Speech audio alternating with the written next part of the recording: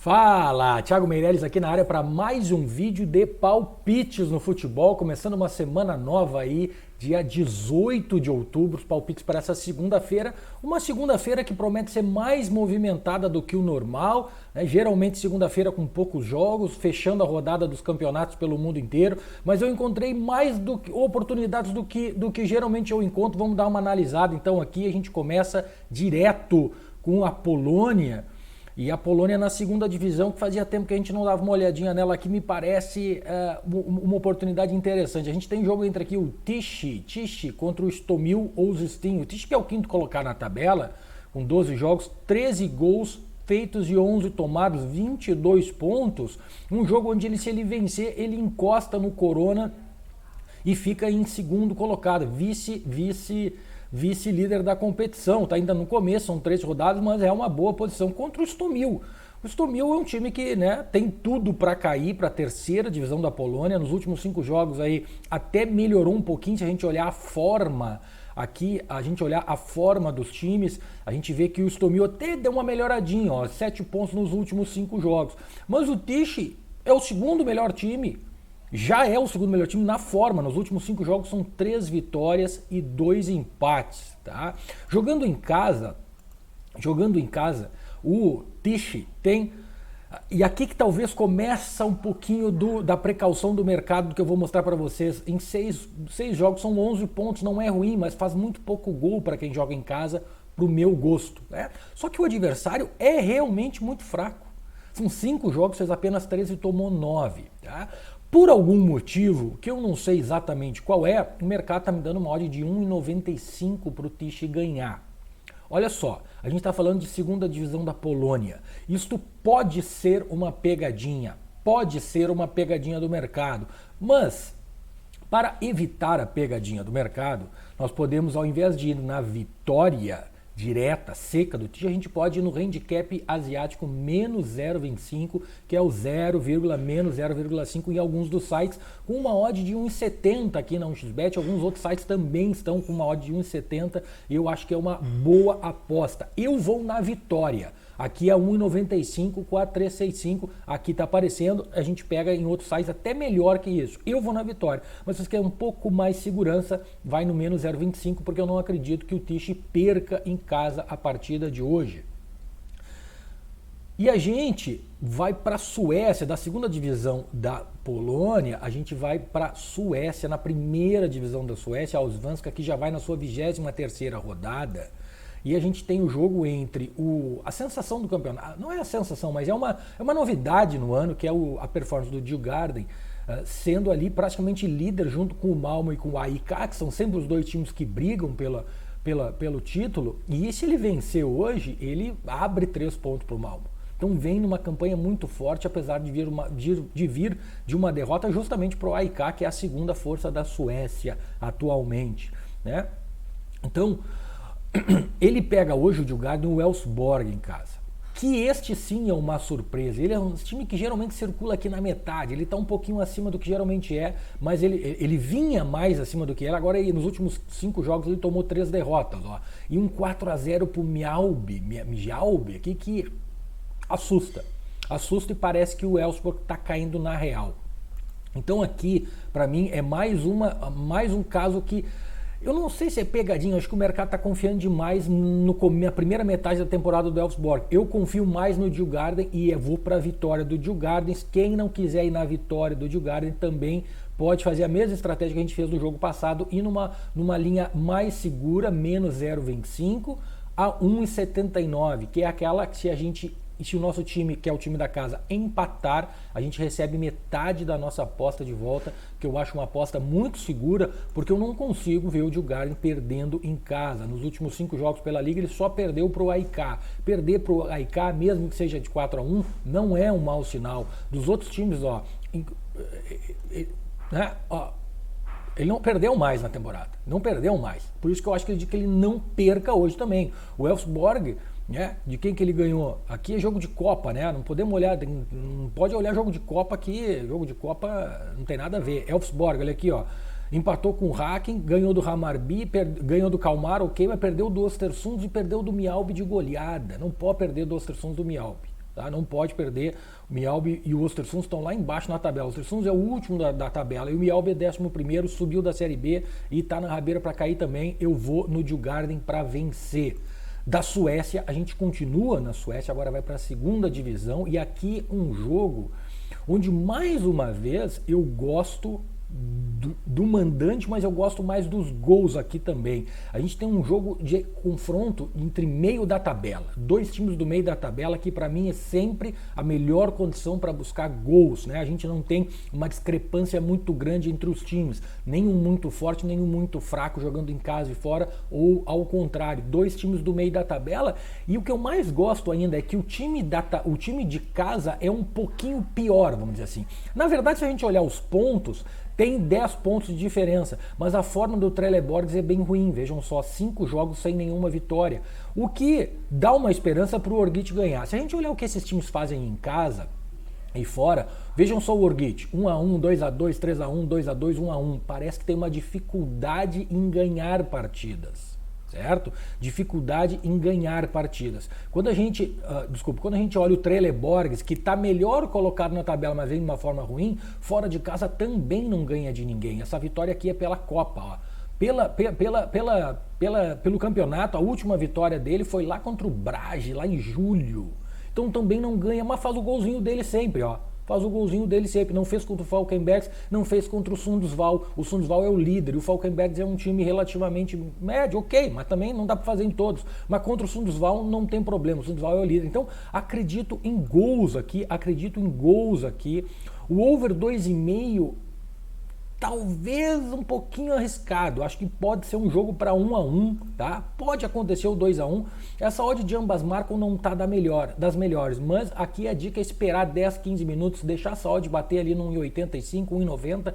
Se o jogo estiver muito quente, entra. Se tiver frio, ainda dá uma esperadinha a mais, pegar uma odd melhor. Mas o ambas marcam, eu acredito muito que aconteça aqui nesse jogo do Orgrit com o Trelleborg. E da Suécia a gente volta para a Polônia. Eu estou indo na ordem dos horários, ok?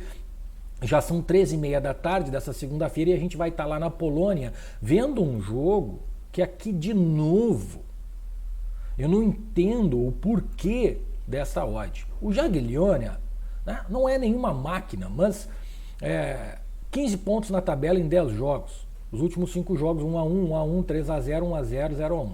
O Radomiak, né, o time que subiu também da segunda divisão, 5 jogos não ganhou. 1-1, 1-1, 1-0, 2-2, 1-1. Não é um jogo muito para gols. O ambas marcam até pode acontecer nesse jogo aqui. Tá? O ambas marcam até pode acontecer, mas a 1,82 não me convence. A 1,82 esse cenário aqui não me convence. Ó, um time que o Radomiak fora de casa, vejam só, não ganha de ninguém e não faz muito gol não, tá? Esses 6 gols, na verdade, é um jogo que ele fez 2 gols, 2 jogos ele fez 2 gols, mas os outros 3 dos últimos 5 jogos ele não fez nenhum gol. Então é um time que pode fazer um monte de gol como não pode, né? Em casa, o Jagiellonia tem um dado mais consistente aqui para mim, ó. Ele tomou gol em 2 jogos, um dele foi pro Górnik, que é um bom time da Polônia, mas ele não perde, ó. Os últimos 5 jogos apenas essa derrota, os outros jogos bastante consistente ou então um 1-1. Então aqui eu também vou trabalhar a favor do time da casa no handicap asiático, 2 oportunidades. Dá para ir na vitória do Jagiellonia? Dá. Mas é risco, tem que saber do risco. Essa odd de 2,60 tá boa para a vitória, tá? Tá boa para a vitória pelo que a gente viu aqui, na minha opinião, mas tem risco. O menos 0,25 já tá uma odd ainda muito boa e com menos risco. O Jagiellonia não perde a partida de hoje, eu tenho bastante convicção disso. O Radomiak não tem força para ganhar do Jagiellonia lá, mas pode empatar. É um time que pode fazer daqui a pouco 2, 3 gols numa partida, jogando fora como a gente viu. Então, eu vou no menos 0,25. Tá? A vitória é boa, o DNB, que é o empate anula, também é excelente com uma odd de 90, mas eu particularmente gosto de pegar uma odd um pouquinho mais alta, arriscar um pouquinho mais, porque no longo prazo se paga para mim 2,25 no handicap asiático, menos 0,25 do Jagiellonia, e aí a gente vai para a Itália, Série A da Itália, um confronto bastante interessante entre Venezia e Fiorentina. O Venezia aqui sofrendo, né? Sofrendo para fazer alguma coisa na Série A. Os primeiros 5 jogos, já são 7, mas os últimos 5 jogos, ó, vem vazando demais. Vem vazando demais. É um time que está tomando muito gol, diferente da característica do Veneza da Série B italiana.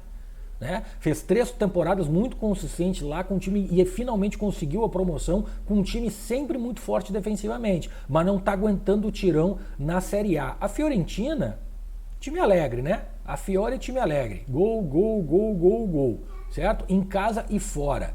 Então aqui para mim tem muito valor essa odd de ambas marcam 1,86. Ambas marcam aqui na Veneza e Fiorentina. Veneza porque precisa, né? Lembrando do que as ideias que a gente utiliza aqui. Veneza, time em casa, já começou mal, a pressão já deve estar comendo no vestiário, os negros vão ter que ir para cima. Vão ter que ir para cima contra um time que vaza. Vaza. É um time que joga e deixa jogar, que é o caso da Fiorentina. O Veneza em casa também está vazando. O Veneza em casa também está vazando, que é o problema que a gente identificou até agora. E a Fiorentina vem fazendo gol em todo mundo. O Udinese, Gênova, ganhou da Atalanta, fez gol na Roma, certo? Veneza, de novo, 1-1, 2-1, 1-1, 1-0. Isso aqui já é Série B, ó. Os dois aqui é Série A. Os 2 jogos em casa tomou gol. Dos últimos 5 jogos aqui da Série A tomou gol em todos. Eu vou para esse ambas marcam a 1,86. Bom, encerrado de Europa, a gente vem para as 15 aqui no Peru, Binacional e Universidade de Deportes. O Universidade de Deportes aqui no Peru é um time muito forte, é um time muito resiliente fora de casa. Eu mostro isso para vocês aqui. 2 times que estão na colocação intermediária, mas fora de casa, olha aqui, apenas 4 gols sofreu o Universidade de Deportes lá do Peru, ok? Quando a gente, 4 gols sofreu fora de casa. O Binacional em casa fez 11 em 7. 11 em 7.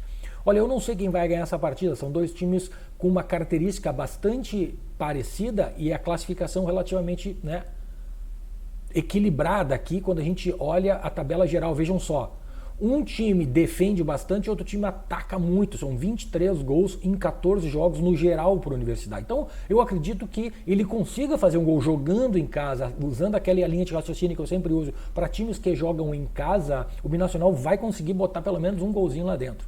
E a Universidade de Deportes mostrou que fora de casa ele faz gol, vejam só. São uma média de quase 2 gols por partida fora. Então, é um time que joga fechado, usando o contra-ataque. O Binacional é um time que vai para cima dentro de casa, como a gente viu, e pode marcar gols. Então, aqui eu também gosto do ambas marcam em 76. Não tá uma odd boa pré-live, mas lembrando, o Peru é aquela liga que, assim como Costa Rica, muitos gols no segundo tempo, a partir da metade do primeiro tempo, finalzinho do primeiro tempo, mas realmente no segundo tempo sai muito mais gol. Então dá para esperar um pouco, 20, 25, 30 minutos para pegar essa odd mais alta e carimbar aí um ambas marcam no Peru. E a gente termina com a nossa gloriosa Costa Rica. Não podia passar sem dar uma faladinha na Costa Rica. Cartagines, Sporting São José, de novo, 2 times praticamente do meio da tabela, uma campanha muito parecida. O Sporting São José empilhou 4 derrotas e conseguiu ganhar do Jicaraí na última partida, e o Cartagines um time mais estável, mas vejam que